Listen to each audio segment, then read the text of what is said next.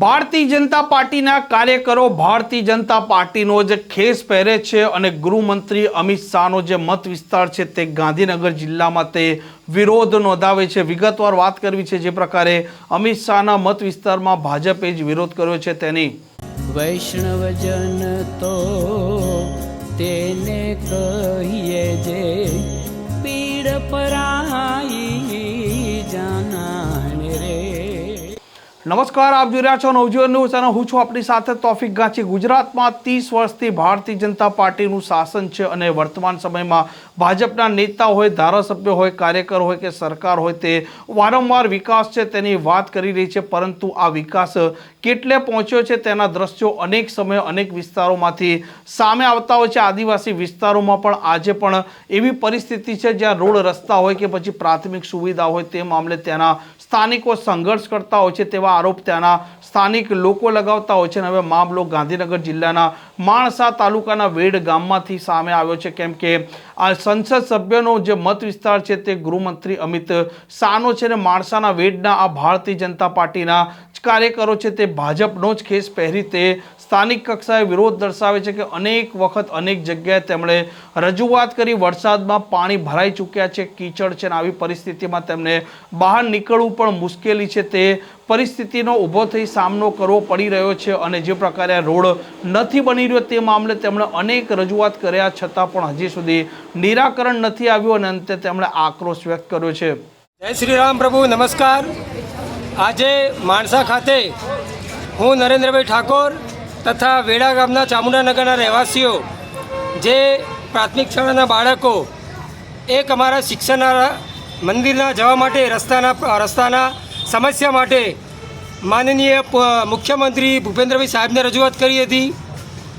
ગાંધીનગર જિલ્લા ભાજપ પ્રમુખ અનિલભાઈને પણ રજૂઆત કરી હતી। માનનીય માણસાના ધારાસભ્ય એમને પણ રજૂઆત કરી હતી કે સાહેબ, અમારા ગામના લોકોના શાળામાં બાળકોને જવા માટે રસ્તાની તકલીફ છે, તમે રસ્તાનું કામ કરી આપો। ભારત દેશ આઝાદ થયો ત્યારથી આ કામ અટકતું આવ્યું છે। વારંવાર રજૂઆત કરવા છતાં આ લોકો કાને ધરતા નથી। આંતરિક રાજકારણના કારણે અમારા ગામના લોકોને ખૂબ અન્યાય થઈ રહ્યો છે। માનનીય જે સાહેબને 5 થી 6 વખત રજૂઆત કરી। અનિલભાઈ અંબાલાલ ભારતીય જનતા પાર્ટીના પ્રમુખ એમને પણ રજૂઆત કરી।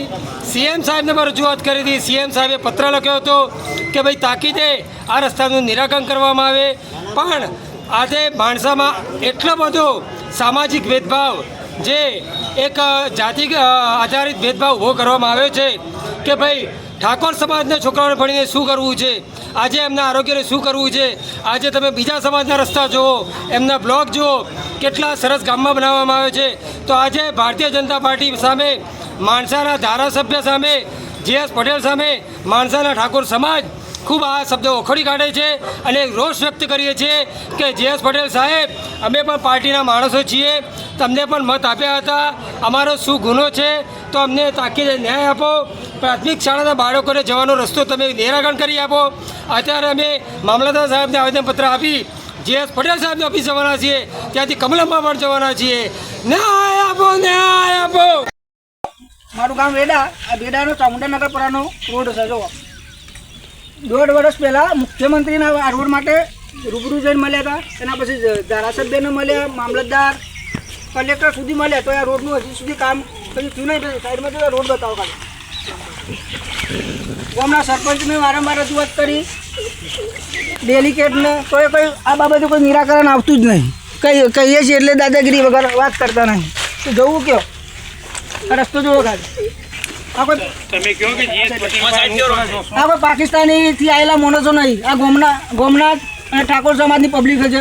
100 થી વધુ ઘર છે અને જોડે પાકિસ્તાનથી આવેલા એવો વ્યવહાર કરવામાં આવે છે। આ બાબતે રજૂઆત વારંવાર કરીએ તો દાદાગીરી વગર વાત કરતા નહીં અને જો ત્યાં ફેર બોલું તો આ બાબતે કરવું એ જ ખબર પડતી નહીં। જે.એસ. પટેલ સાહેબ જોડે પણ મુલાકાત કરી હતી અમે, તો જે.એસ. પટેલ સાહેબે કહ્યું કે 2-3 દિવસમાં હું જાતે રૂબરૂ મુલાકાતે આવું, પણ હજી સુધી આવ્યા ના, કશું નિરાકરણ ના આવ્યા। બીજું ચોમાસું આવીને હજુ રસ્તાની હાલત। હવે શાળામાં કોઈથી છોકરો 25 થી 30 છોકરા સ્કૂલમાં ભણવા જાય તો જવું એ કઈ રીતે? પ્રાઇવેટ સ્કૂલમાંથી મૂકેલું સાધન પણ આવી શકતું નહીં આ રોડ પર। દવાખાનું કે એવું કંઈક આવ્યું હોય તો 108 કોઈ આમ જે પ્રકારે વેડ ગામના લોકો છે તે એકઠા થાય છે, તેમણે કોલ આપ્યો હતો, વિરોધ દર્શાવ્યો હતો અને સૌથી મહત્વની વાત છે કે આમાંથી મોટા ભાગના લોકો ભારતીય જનતા પાર્ટીના કાર્યકરો હોય હોવાનું કહેવાય રહ્યું છે અને ભાજપનો તેમણે ખેસ પણ પહેર્યો છે. આ પ્રકારના સમાચાર માટે નવજીવન ન્યૂઝની આ ચેનલ સાથે જોડાયેલા રહો. નમસ્કાર.